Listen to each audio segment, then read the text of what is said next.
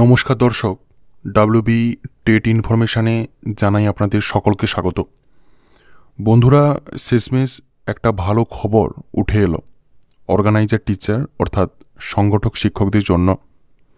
বন্ধুরা, আপনারা কাল থেকে অনেক মেসেজ করছেন, হোয়াটসঅ্যাপে কল করছেন, মেসেঞ্জারে কল করছেন, ইভেন আমার ফোনেও অনেক কল করছেন এবং আপনারা একটাই কথা জানতে চাচ্ছেন যে চিঠিটা যে এসেছিল সেই চিঠি সংক্রান্ত বিষয়ে কি তথ্য উঠে এলো।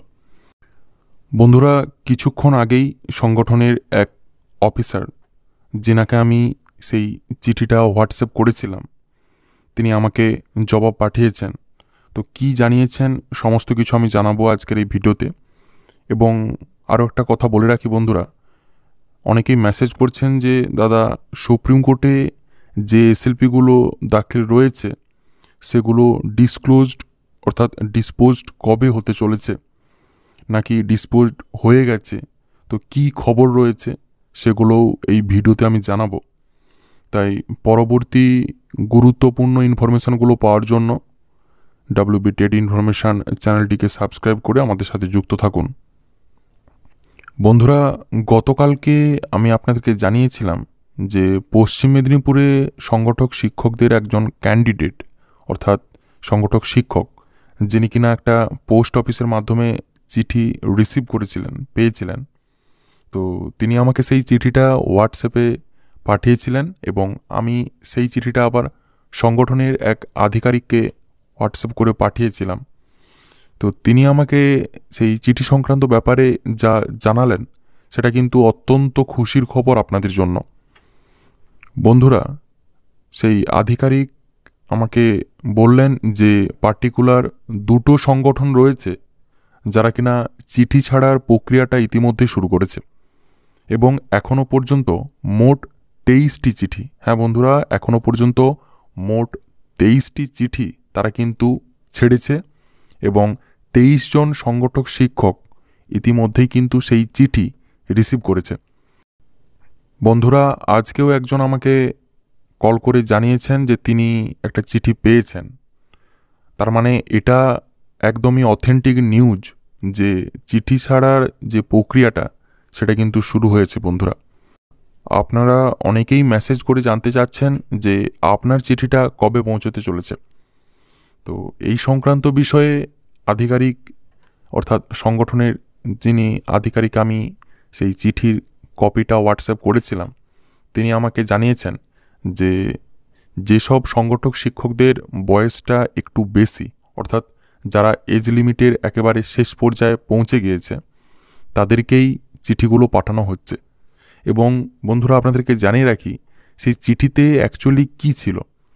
চিঠিতে এটাই লেখা ছিল যে তিনি একজন সংগঠক শিক্ষক এবং তিনি সংগঠক শিক্ষকের চাকরি পাওয়ার জন্য পুরো এলিজিবল, অর্থাৎ তিনি যেসব ডকুমেন্টস সংগঠনে পাঠিয়েছিলেন সে সমস্ত কিছু ভেরিফাইড হয়ে গিয়েছে এবং সেই চিঠির মাধ্যমে এটাই বলা হচ্ছিল যে প্রথম ধাপেই ওই সমস্ত সংগঠক শিক্ষকরা চাকরিটা প্রথমে পেতে চলেছে।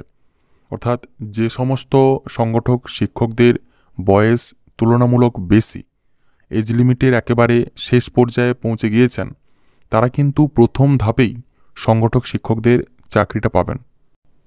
আর বন্ধুরা, অনেকেই জিজ্ঞেস করছেন যে সুপ্রিম কোর্টে যে এসএলপিগুলো রয়েছে সেই এসএলপিগুলোর খবর কি।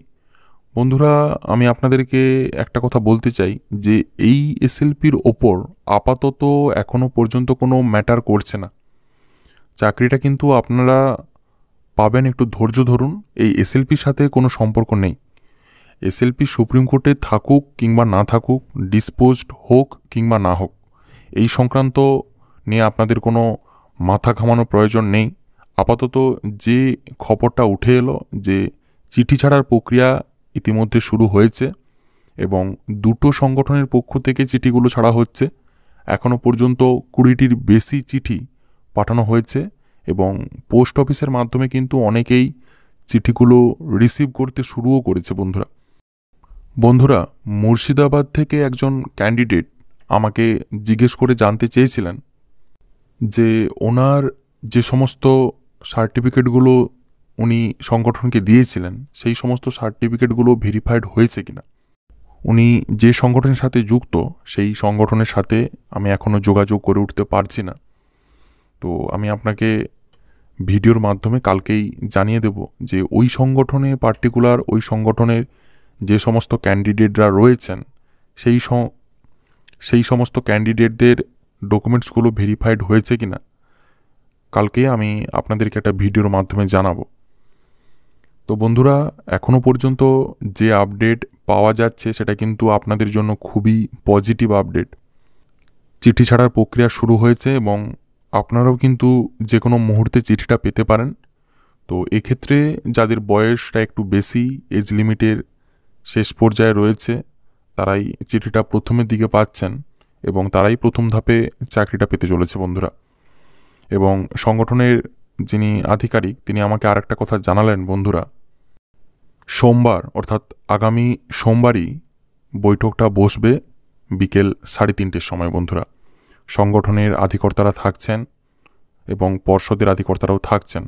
সেক্ষেত্রে রাজ্য এবং সংগঠন মিলিতভাবে সিদ্ধান্ত নিতে চলেছে যে যে সমস্ত সংগঠক শিক্ষকরা এতদিন ধরে অপেক্ষা করছেন তাদের সংগঠক শিক্ষকদের চাকরিটা কত দ্রুততার সঙ্গে দেওয়া যায় সেই সংক্রান্ত বিষয় নিয়েই কিন্তু এই বৈঠকটা বন্ধুরা।